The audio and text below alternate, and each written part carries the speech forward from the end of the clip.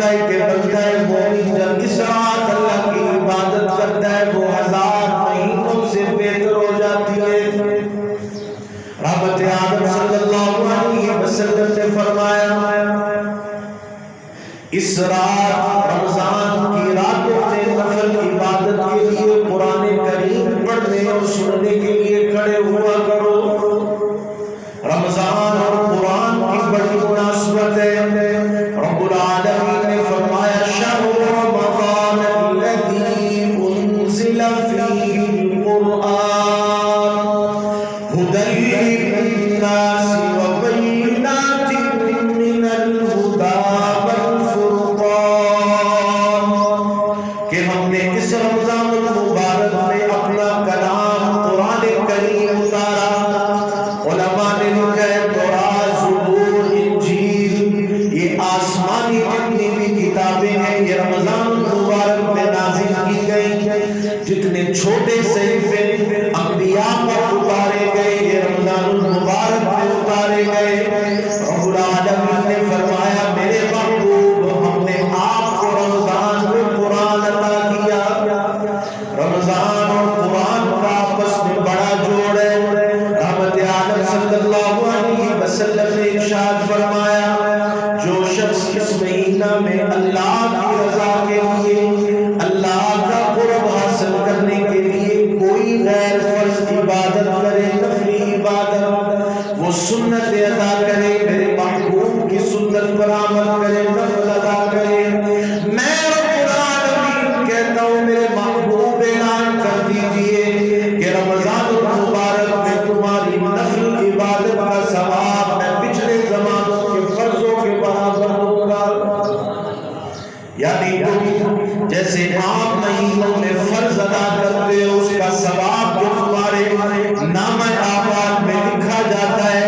رب العالمین نے فرمایا میرے محبوب تیری برکت سے میں تیرے مومن بندوں کو، تیرے امتیوں کو یہ پیکج دے رہا ہوں کہ رمضان المبارک میں وہ سنت ادا کریں، وہ نوافل ادا کریں۔ میں رب العالمین اعلان کر کے کہتا ہوں کہ ان کی سنتوں اور نفلوں کا اجر فرضوں کے برابر دوں گا۔ رحمت عالم صلی اللہ علیہ وسلم نے فرمایا جو بندہ اس ماہ مبارک میں فرض ادا کرے، اپنے اوپر جو اس کے فرض ہیں وہ فرض ادا کرے، میں رب العالمین اعلان کر رہا ہوں میرے محبوب آپ کی برکت سے آپ کی امت کے لیے یہ پیکج ہے کہ آپ کی امت اگر رمضان المبارک میں ایک فرض ادا کرے گی میں 70 فرضوں کا ثواب دوں گا۔ کون کہہ وہ رب العالمین نے اعلان فرمایا کہ اے بابو میں نے تیرے یاروں کے دلوں کو دیکھا ہے، ان کے دلوں میں تقوی کے سوا کچھ بھی نہیں پایا۔ حضرت سہل بن سعد رضی اللہ تعالیٰ عنہ روایت کرتے ہیں رحمت عالم صلی اللہ علیہ وسلم نے فرمایا کل قیامت کا دن ہوگا، میدان محشر لگا ہوگا، سارے بندے مومن وہاں پر موجود ہوں گے۔ رب العالمین کے سامنے ایک سفارشی آئے گا،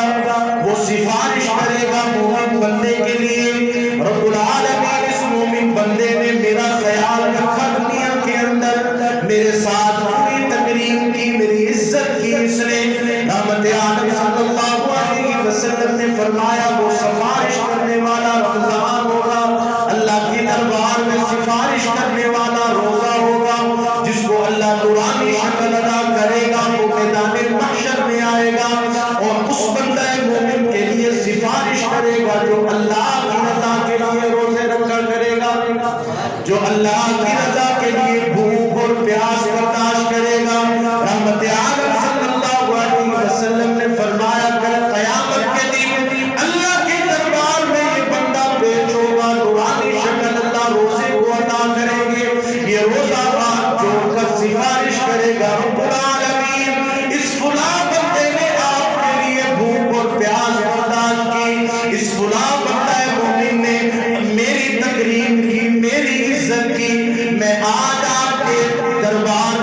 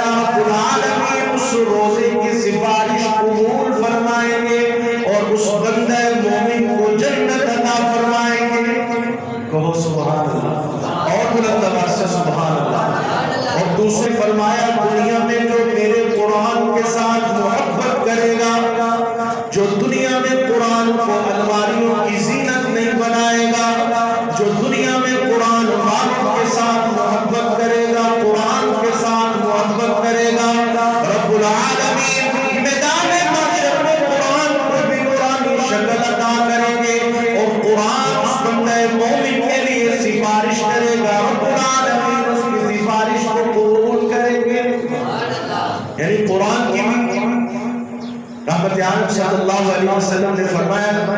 29ویں پارے میں ایک سورت ہے 30 آیات کتنی آیات ہیں 30 آیات رحمت عالم صلی اللہ علیہ وسلم نے فرمایا جو روز بندہ اس سورت کو پڑھتا ہے اس کی آنکھ بند ہونے کی دیر ہے، جب وہ قبر میں جائے گا سوال و جواب والے فرشتے آئیں گے، اس سے سوال و جواب کرنا شروع ہوں گے تو ایک نورانی شکل میں یہ صورت آئے گی اور اس بندہ مومن کے جتنے سوال و جواب ہوں گے وہ نورانی شکل والی صورت دے گی۔ رحمت عالم صلی اللہ علیہ وسلم نے فرمایا اس صورت کا نام سورۃ الملک ہے۔ تبارک الذی بیدہ الملک وہو علی کل شیء قدیر، یہ 30 آیات کی صورت ہے۔ رحمت عالم صلی اللہ علیہ وسلم نے فرمایا قرآن اور روزہ بندہ مومن کے لیے کل قیامت کے دن سفارش کریں گے اور رب العالمین ان کی سفارش کو قبول فرمائیں گے، اور جس کے لیے یہ سفارش کریں گے رب العالمین کو جنت میں اس کا گھر دکھائیں گے اور اس محل میں ان کو پہنچائیں گے۔ رحمت عالم صلی اللہ علیہ وسلم نے اعلان فرمایا جنت کے 8 دروازے، کتنے دروازے؟ 8 دروازے،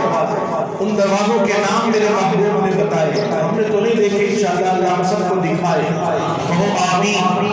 اللہ کے نبی نے فرمایا ان میں ایک دروازے کا نام ہے باب الریان، کیا نام ہے؟ باب الریان۔ ایک کا نام ہے باب الصدقات، ایک کا نام ہے باب الزکاۃ، ایک کا نام ہے باب الحج، ایک کا نام ہے باب الصلاۃ۔ نماز والے دروازے سے گزریں گے، روزے والے رحمت عالم صلی اللہ علیہ وسلم نے فرمایا روزے داروں کے لیے اس دن اللہ باب الریان کھول دیں گے، اور رحمت عالم صلی اللہ علیہ وسلم نے فرمایا اس دروازے کا سائز اتنا بڑا ہے ایک گھوڑا الفصل گھوڑا ایک دروازے سے شروع کرے اور کئی ہزار مہینے بھاگتا رہے اس کو دوسرے دروازے تک نہیں پہنچ سکے،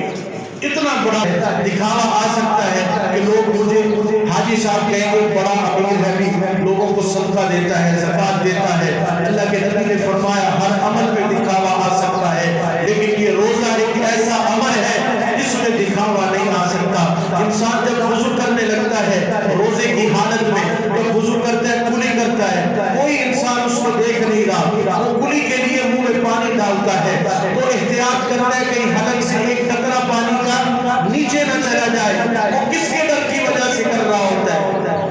بولو تو صحیح، اللہ کے ڈر کی وجہ سے۔ رحمت عالم صلی اللہ علیہ وسلم نے فرمایا انسان جب اپنے گھر میں ہوتا ہے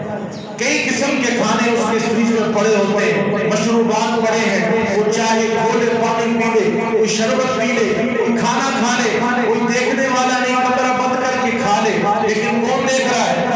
اللہ دیکھ رہے ہیں۔ یہ اس روزے کا بنیادی مقصد میرے دوستوں پرہیزگاری ہے، تقویٰ ہے، اللہ سے ڈرنے کا نام روزہ ہے، محض بھوک اور پیاس برداشت کرنے کا نام روزہ نہیں۔ اللہ کا ڈر دل میں آ جائے کہ ہم یہ گناہ کر رہے ہیں، اللہ ہمیں دیکھ رہا ہے، جب اللہ کا ڈر نصیب ہو جائے پھر فرمایا لعلکم تتقون، تب پرہیزگاری آ جائے۔ اللہ رب العزت سے دعا ہے اللہ تعالی ہمیں صحیح معنوں میں حضور اکرم صلی اللہ علیہ وسلم کی تابعداری نصیب فرمائے اور آپ صلی اللہ علیہ وسلم کی قیامت کے دن شفاعت کا